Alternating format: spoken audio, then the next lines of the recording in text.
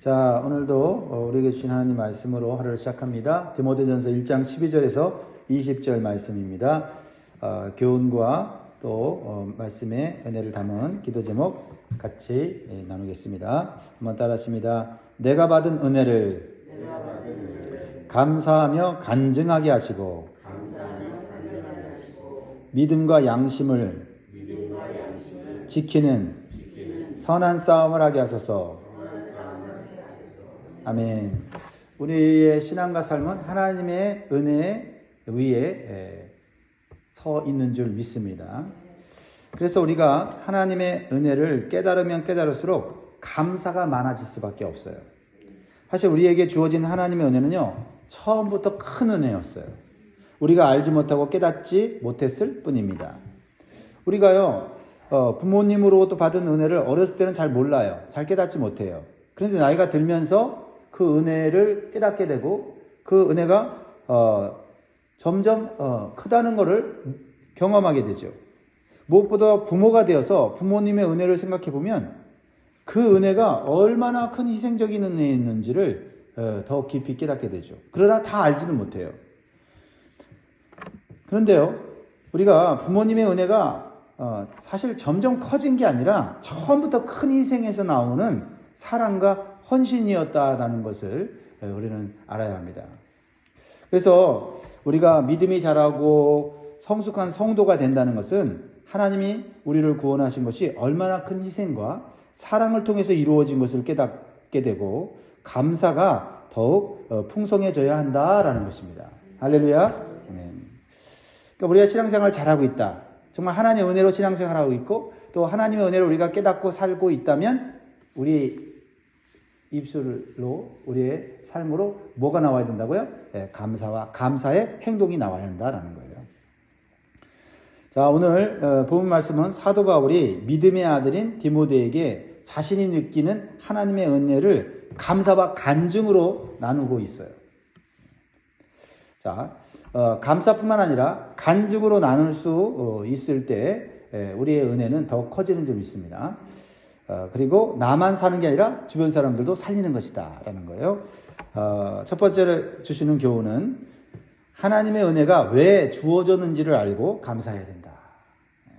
내가 구원받은 것 우리가 감사하지 않습니까? 근데 이 구원받은 것이 얼마나 큰 희생과 사랑으로 이어지는 것을 알면 그 구원받은 것에 대한 감사가 더 깊어지고 커지죠. 자, 12절 사도 바울은 뭐라고 얘기합니까?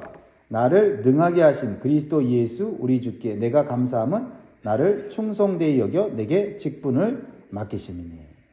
그러니까 사도 바울은 하나님의 은혜가 예수 그리스도를 통해서 주어진 것임을 깨달았어요. 그러니까 감사가 나오는 거예요. 특히 자신이 하나님의 일을 할 수 있는 직분을 맡은 것을 깊이 감사하고 있습니다. 왜냐하면 구원도 직분도 받을 수 있는 자격이 안 된다고 생각했기 때문이에요. 사실 이러한 사도 바울의 구원과 직분을 맡은 것은 일반적인 상식으로는 이해할 수 없는 일이에요. 왜냐하면 바울은 자신이 예수님을 믿지 않는 정도가 아니라 예수님을 적극적으로 대적하는 자로 살았기 때문이죠.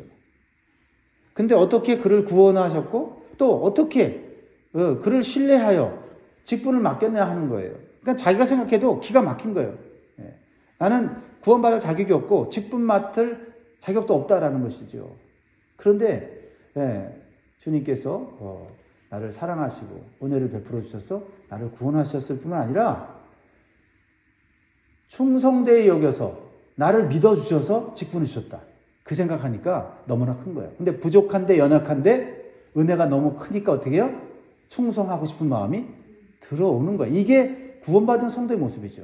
내가 구원받을 자격이 있고 내가 직분 맡아서 잘 감당할 재능과 은사가 있으니까 나를 시켰구나. 이게 아니라 구원받을 자격도 없고 직분을 맡을 능력도 없는데 하나님이 예수님이 나에게 이런 걸 주셨다면 얼마나 나를 귀하게 여기시고 나를 이렇게 사랑하셨는가 하는 걸 깨달음으로 말미암아 어떻게 해요?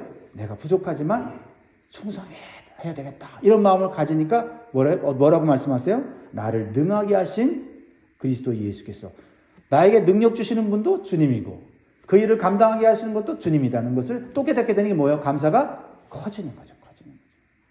네. 그렇습니다.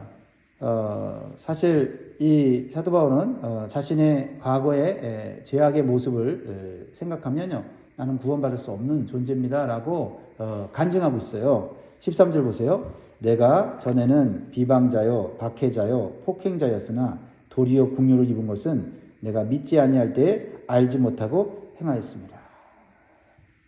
모든 게 다 하나님의 은혜고 주님의 은혜라는 거예요. 바울은 청년 시절에 지었던 과거의 죄를 이렇게 낱낱이 고백을 해요. 사실 이 과거의 죄를 드러낸다는 거, 이거 쉽지 않습니다. 그는 철저한 유대교 율법주의자로서 예수님 믿는 자들을 핍박하고 감옥에 가두고 심지어는 죽이기까지 했죠. 교회를 무너뜨리기 위해서 정말 자신의 모든 것을 걸고 앞장섰던 사람 아닙니까? 비록 알지 못하고 한 일이지만 이렇게 큰 죄를 지은 자신이 용서를 받게 된 것은 예수님의 긍휼 때문이라는 것을 깨닫는 거예요. 시간이 흘러서도 깨닫는 거죠. 더 깨닫는 거예요. 예수님은 자신을 대적하는 자들까지도 사랑하시고 그를 구원하신 만큼 그 은혜가 풍성하다는 것을 막 말하고 싶은 거예요. 그래서 14절 같이 읽습니다. 시작. 우리 주의 은혜가 그리스도 예수 안에 있는 믿음과 사랑과 함께 넘치도록 풍성하였도다. 지금 사도 바울이 간증을 더 하고 싶은 것은 내가 이렇게 큰 은혜를 받았다 하면서 감사할 뿐만 아니라 뭐예요? 하나님의 은혜는 그 어떤 과거의 죄도 다 덮을 수 있다. 나 같은 죄인의 죄까지 덮었다면 당신들의 죄는 물론 다 덮고도 남는 풍성한 사랑이고 은혜다라고 말하고 싶은 거예요. 우리가 은혜를 받았다면 그렇게 말하고 싶어야 돼요. 내가 구원받은 것이 너무나 큰 은혜인 것을 깨달을 뿐 아니라 하나님을 믿지 않고 죄악 가운데 사는 사람들, 또 절망과 낙심 가운데 사는 사람을 보면서 하나님의 은혜가 얼마나 큰지 나를 봐라. 나 같은 사람도 구원했다. 이렇게 말할 수 있어야 한다라는 거죠. 그게 구원받은 사람이고 은혜 받은 사람이고 은혜를 깨닫는 사람의 모습이다라는 거죠. 그렇습니다. 우리도 바울과 같은 큰 은혜와 긍휼을 받았어요. 우리는 과거에 지은 수많은 죄로 인해서 죽을 수밖에 없는 존재였습니다. 인정하십니까? 그러나 하나님께서 누군가를 통해서 우리에게 복음을 듣게 하시고 교회를 나오게 하시고 예수님 믿게 하시고 죄 용서를 받아 구원받는 그러한 자가 되었죠. 이것을 우리가 알지도 못하는 때에도 하나님은 우리를 사랑하셨고 관심을 가지셨고 죄를 짓고 사랑하는 동안에도 은혜를 베풀어 주셨다는 것을 의미하는 거 아니에요? 그러니까 저도 예수님을 믿고 또 직분을 맡고 목사가 되고 사역을 하면서 시간이 흘러갈수록 깨닫는 게 뭐냐면 나 같은 죄인이 구원받을 자격이 없다. 나 같은 죄인이 직분 맡을 자격이 없다는 생각이 점점 드는 거예요. 그러면서 나 같은 죄인, 나같이 부족한 사람도 하나님 쓰신다면 하나님은 고쳐서라도 쓰시는 능력의 하나님이시다. 그렇죠? 길바닥에 완전히 고장나서 사용할 수 없는 자전거가 있어요. 사람들이 쳐다보지도 않고 저 쓰레기 같은 거 빨리 치우지 하는 그런 마음을 갖고 사람들이 길거리를 지나가고 있는데 어떤 유명한 예술가가 그 고장난 쓸모없는 자전거를 딱 보면서 반짝 아이디어가 떠오르면서 그것을 가져다가 그것을 잘 예술 작품으로 만들어서 자신의 갤러리에다 탁 갖다 붙이니까 수많은 사람들이 와서 그 자전거를 보면서 그 자전거의 멋진 그 예술의 기술과 그 혼이 담긴 것을 보고 막 감탄하는 거죠. 우리가 그 고장난 쓸모없는 자전거처럼 사는 인생이었어도 하나님께서는 능력이 많으시는 예술가이시기 때문에 창조주이시기 때문에 우리를 고치시고 아름답게 만드셔서 하나님의 영광을 드러내는 존재로 만들게 하시는 줄 믿습니다. 그걸 우리가 믿는 거죠. 감사하는 거죠. 그래서요,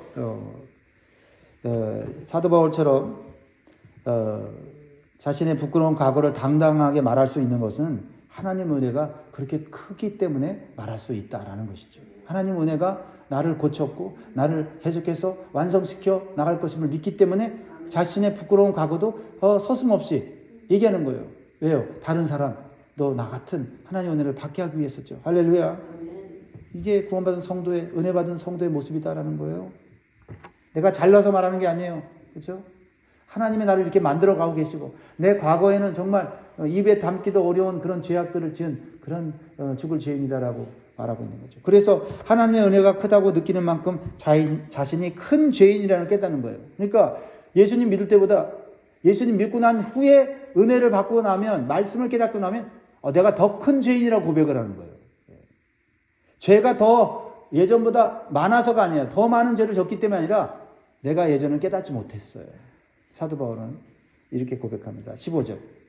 믿보다 모든 사람이 받을 만한 이 말이요, 그리스도 예수께서 죄인을 구원하시려고 세상에 임하셨다 하였도다. 죄인 중에 내가 계십니다. 자신이, 바울은 죄인이라는 사실을 깨닫는데 시간이 흘러갈수록 하나님 말씀을 깊이 깨달을수록 그는 자신은 죄인 정도가 아니라 죄인 중에 괴수다. 가장 많은 죄를 지은 죄인 중에 우두머리라고 말을 해요. 사실 우리가 그런 말을 하면 사도 바울이 정말 그랬을까 할 정도로 사실 성경에 나오는 그의 믿음과 그의 어떤 삶은 너무나도 위대하고 능력 있는 삶이 아닙니까? 근데 사도 바울은 자신이 얼마나 큰 죄인인지를 날마다 깨닫고 있어요. 그 죄에서부터 구원받은 사실에 대해서 그는 감사하고 있다는 것입니다. 그렇습니다. 지금 사도 바울은 남과 비교해서 나는 죄인 중에 괴수라고 말하는 것이 아니다라는 거예요.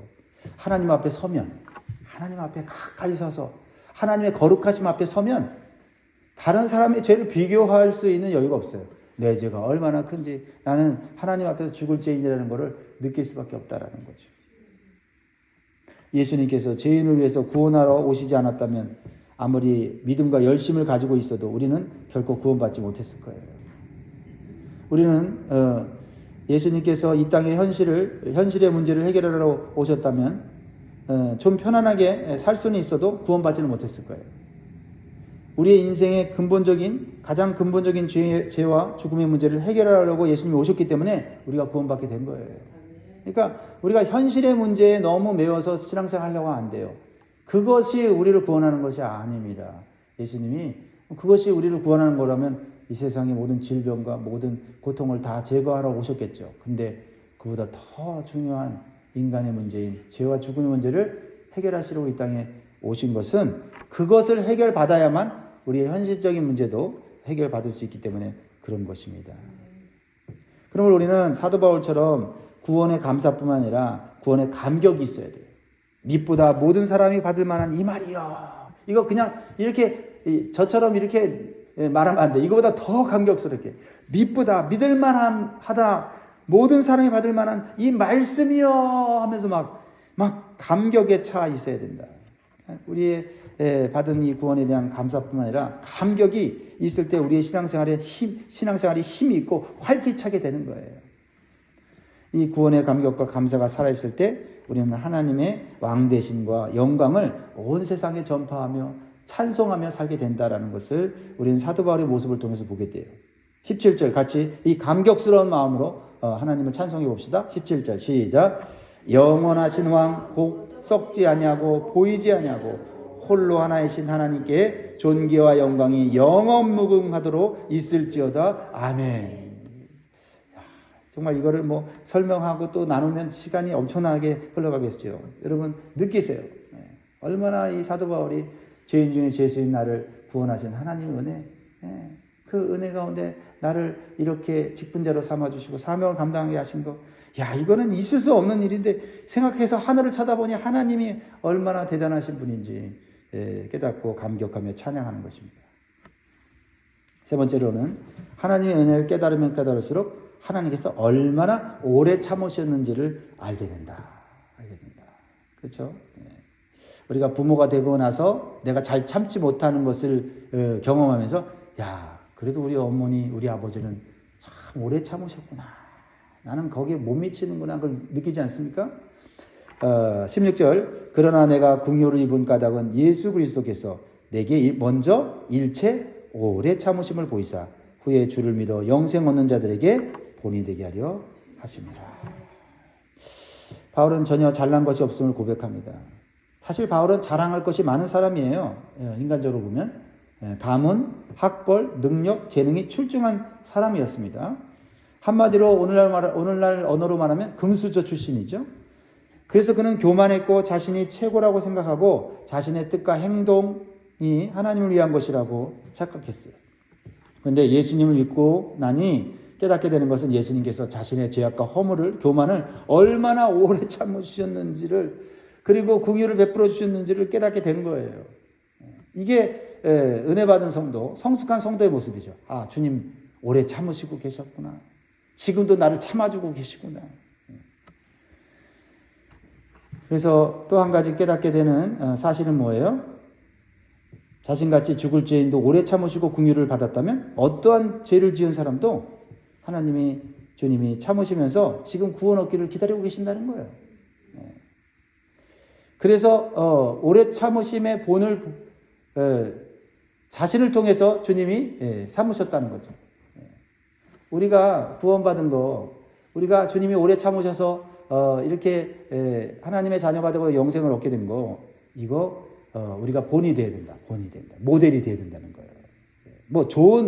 내가 잘했기 때문에 모델이 아니라 나 같은 사람도 이렇게 주님이 참아주셔서 구원을 받았으니 당신도 낙심하지 말고 절망하지 말고 주님께 나오면 주님께서는 여전히 당신을 기다리고 계시고 당신을 안아주시고 구원해 주실 것이라고 말할 수 있어야 한다라는 것이죠.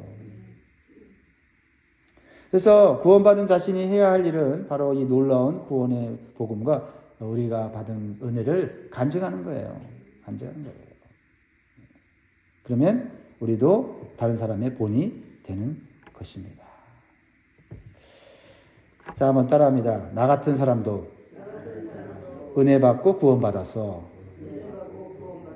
이게 우리 주님이 원하시는 거예요. 주님이 나를 구원받은 본으로 미리 삼으신 거다라는 거죠. 이것이 우리의 직분이고 이게 우리의 사명이다라는 것을 사도 바울은 말하고 있는 것입니다. 자, 이제 사도 바울은 믿음의 아들인 디모데에게 자신의 간증을 통해 하나님이 주신 크신 구원의 은혜와 사명의 소중함을 나누었습니다. 그러면서 디모데에게 아주 중요한 사실을 말해주고 있어요. 구원을 받은 성도가 그것으로 끝나는 게 아니라 해야 할 싸움이 있다. 해야 될 싸움이 있음을 가르쳐주고 있어요. 18절 같이 읽습니다. 시작. 아들 디모데야, 내가 내게 이 교훈으로서 명하노니 전에 너를 지도한 예언을 따라 그것으로 선한 싸움을 싸우며. 구원받으면 다 된 것으로 생각할 수가 있는데 아니다. 구원받은 다음에 해야 할 싸움이 있다. 이 싸움에서 승리해야 된다라는 거예요. 그 구원받은 다음에 싸움은 뭐냐? 한마디로 말하면 선한 싸움이다. 선한 싸움. 악한 싸움이 아니고 사람과 싸우고 이런 내 욕심과 이기심 때문에 싸우는 게 아니라 선한 싸움. 이 선한 싸움을 다른 말로 말하면 영적 싸움이죠. 죄와의 싸움이고 마귀와의 싸움입니다. 구원받았다고 해서 죄가 저절로 물러가는 것이 아니라는 거예요. 세상에서 사는 동안에는 죄의 유혹과 세상의 가치관과 끊임없이 싸워야 하는 것이 성도의 의무와 책임이에요. 그리고 우리는 사람과의 싸움은 우리는 피해야 돼요. 예수 그리스도의 성품을 닮아 우리는 용서하고 또 양보하고 희생하는, 그래서 오히려 사람과의 싸움은 점점 적어지고요. 죄와의 싸움은 점점 많아집니다. 그래서 우리가 기도할 때 말이죠. 우리가 기도할 때 옛날에는 문제 때문에, 사람 때문에, 환경 때문에 그런 기도 제목을 많이 했잖아요. 지금 뭐예요? 내 안에 있는 죄. 그죠? 내가 사랑하지 못했고, 내가 참지 못했고, 내가 더 희생하지 못한 그것 때문에 막 기도하지 않아요? 이게 선한 싸움을 싸우고 변화되고 거룩한 성도의 모습이다라는 거죠. 그래서 선한 싸움에서 승리하기 위해서는 반드시 두 가지를 지켜내야 된다고 말씀하고 있어요. 무엇입니까? 19절이죠. 19절. 시작. 믿음과 착한 양심을 가지라. 어떤 이들은 이 양심을 버렸고 그 믿음에 관하여는 파손하였느니라. 우리가 지켜야 될 두 가지. 믿음과 착한 양심이에요. 믿음과 착한 양심이 함께 가는 신앙생활을 해야만 세상에서 승리할 수 있다는 것입니다. 믿음은요, 단순히 구원의 교리를 믿는 것이 아니에요. 그 믿음은 바로 우리의 선한 삶으로 나와야 되는데 그 선한 삶을 살기 위해서는 선한 양심이 우리 안에 장착되어 있어야 된다는 거죠. 그러니까 믿음은 구원의 교리를 믿는 것을 뛰어넘어 도덕적이고 거룩한 삶을 살게 하는 선한 양심이 같이 동반될 때 그 믿음이 인정받는 믿음이 된다. 선한 양심은요, 주님의 마음이에요. 믿음이 있다고 하면서 선한 양심을 가꾸지 않으면 그 믿음이 파손될 수 있다라고 말하고 있어요. 그러니까 믿음을 지켜야지 해서 지켜지는 게 아니라 믿음을 지키려면 선한 양심을 지키고 선한 양심을 가꿔야 돼요. 그래야 믿음이 지켜진다라고 말씀하고 있어요. 그러니까 반대로 보면 선한 양심이 있다고 해도 믿음이 없다면 결코 구원받을 수 없다는 거죠. 그러니까 도덕적인 인간은 될 수 있어요. 사람들에게 칭찬받는 인간은 될 수 있어도 구원받는 사람은 될 수 없다는 거죠. 그러니까 이 믿음과 선한 양심은 함께 가야 하는 것입니다. 믿음이 있으십니까? 아멘. 그러면 선한 양심을 이제 가꾸시고 지키시기 바랍니다. 이 믿음과 선한 양심을 지키기 위해서는 어떤 이유든지 간에 진리인 말씀을 세상과 타협해서는 안 되고요. 세상의 가치관을 따라가서는 안 될 것입니다. 오직 말씀과 성령의 인도하심을 따라가는 삶을 날마다 결단하고 하나님의 은혜와 도우심을 구하는 기도를 해야 되는 거예요. 그래서 우리가 평안하고 뭐든지 잘 돼도 기도해야 되는 이유가 여기 있어요. 기도하지 않으면 믿음은 있어도 선한 양심이 더러워질 수 있고 세상과 짝할 수도 있고 그리고 그 양심이 결국 약해지면 어떻게 해요? 우리의 믿음도 흔들리게 되고 믿음을 버리게 된다, 파선하게 된다까지 말하고 있어요. 굉장히 중요한 말씀입니다. 말씀을 맺겠습니다. 사랑하는 성도 여러분, 사도 바울이 자신이 구원받은 간증을 통해서 하나님의 은혜가 얼마나 큰지를 가르쳐 주었어요. 그리고 동일한 하나님의 은혜를 받은 우리가 해야 할 일이 무엇인지를 배웠습니다. 오늘도 하나님의 은혜를 감사하십시오. 찬양하십시오. 간증하시기 바랍니다. 그래서 다른 영혼을 살리고 세상에서 선한 싸움으로 승리할 수 있기를 주의 이름으로 축원드립니다. 아멘. 기도하겠습니다.